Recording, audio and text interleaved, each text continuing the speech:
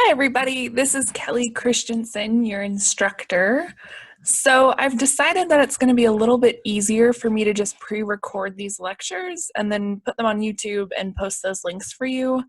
I know in our first session there were a lot of connectivity issues.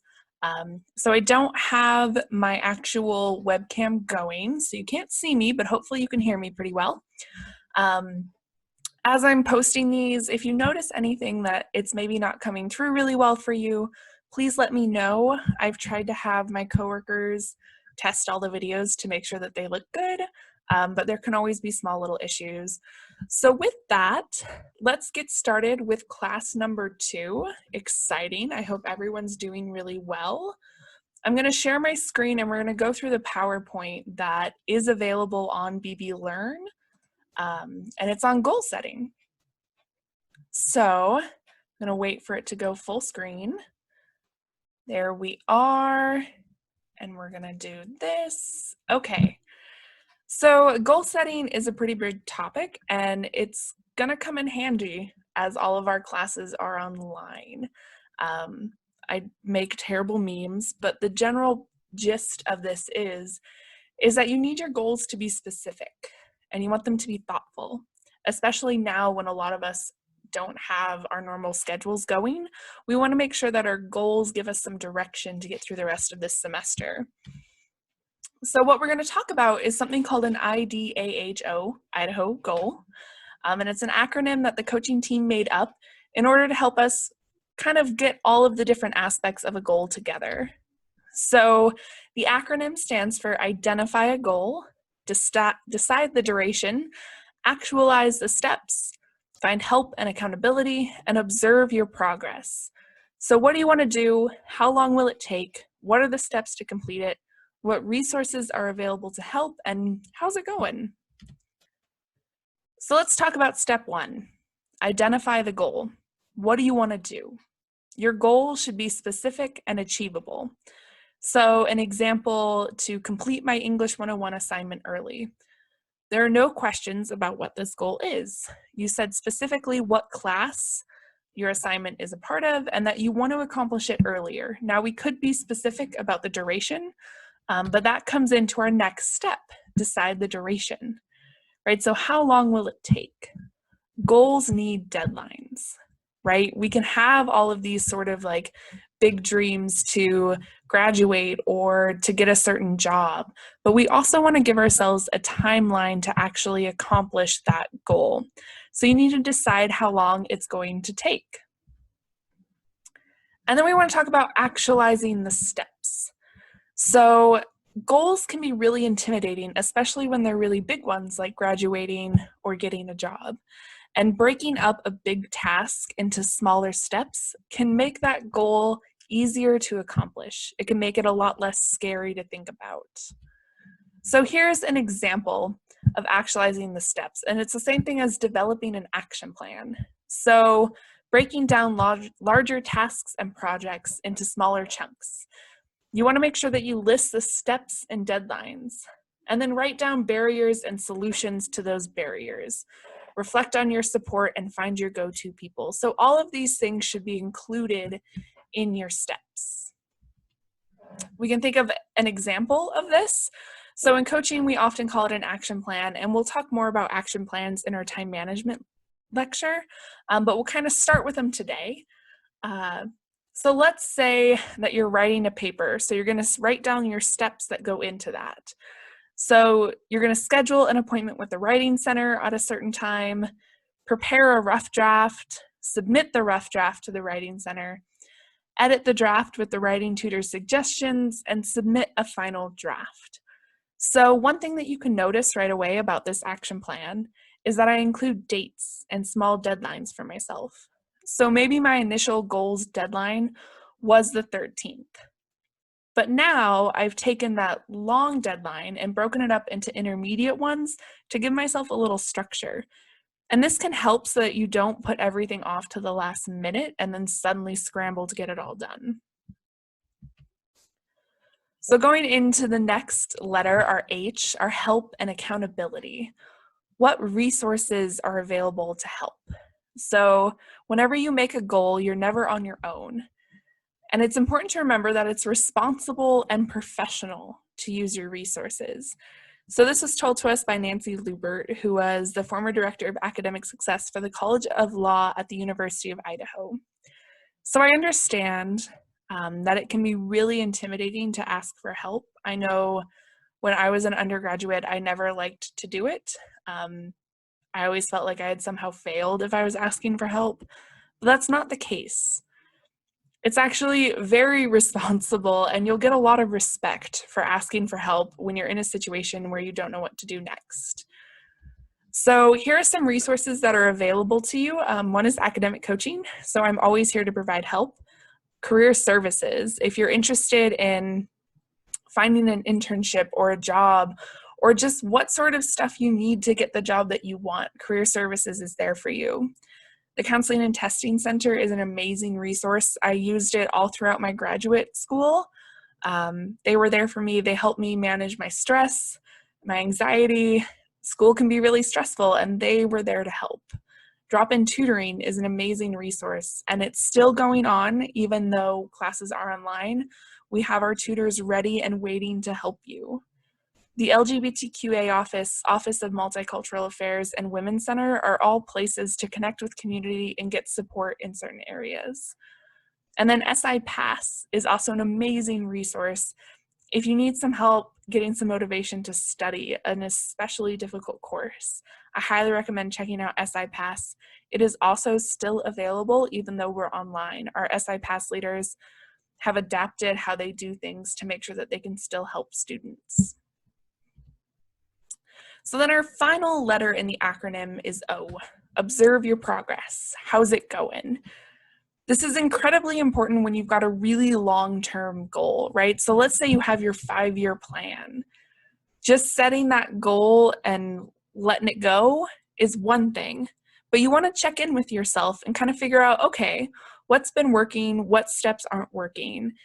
Is there some adjustment that I need to make? So right now is a really good example of that.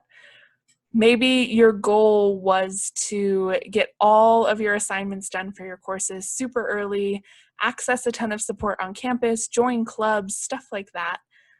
But now it's a little bit hard to do since we're online. So we have to observe where we're at and adjust as needed. So I've got an example of someone's goal, and I'm just going to go through it with y'all. So the goal is to pass Bio 114 Exam 3. It's due November 2nd. They're going to study chapters 15 through 25 for their steps. They said they don't need any help, and their observation of their progress is just that they've got some studying done. So right off the bat, I can notice that this goal needs some structure. So this was a goal that was given to me by a student last semester, and it was during a consultation, and we kind of talked about how can we make this goal more useful? And one of those things is to break up studying chapters 15 through 25, right? That's a lot of content. How are you going to study all 10 of those chapters? What order are you going to study them in? How many are you going to study per day? When are you going to do that? So that was the first thing we changed about this. And then we talked about tutoring, because there's actually a lot of tutoring available for Bio 114. And even though they felt pretty confident, they could still use tutoring as a way to check in with their understanding. So even if they don't go all the time, it's still some help that they should include. And then observing their progress. Rather than just saying, I've gotten some studying done already, they were going to list out exactly what studying they've completed so that they can see what else they still need to accomplish. So let's look at example number 2. Their goal is that I want to apply for a BP internship. The application was due February 15th, and their steps are to read the application, prepare the materials, revise by February 10th, and submit the application by February 14th. For help, they were going to ask one of their friends to look at it, and to observe their progress, they were going to check in on February 10th to see if all of the materials are done.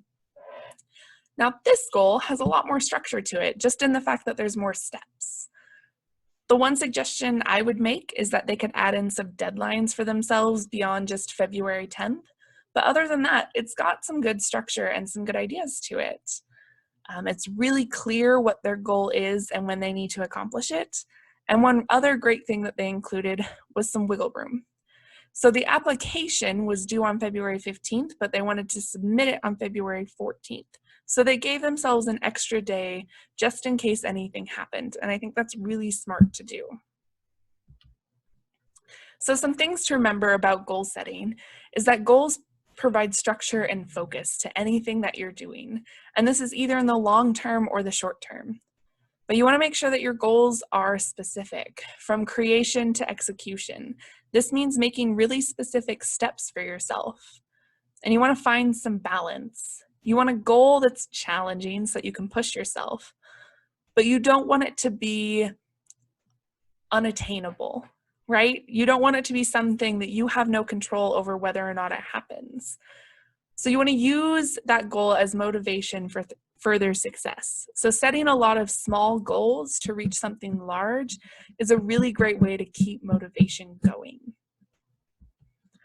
Now, I know this lecture seems really short, and that's because normally when I'm teaching, I'm able to incorporate a lot of different activities in there, but since we're not in a classroom, it's a little hard to do.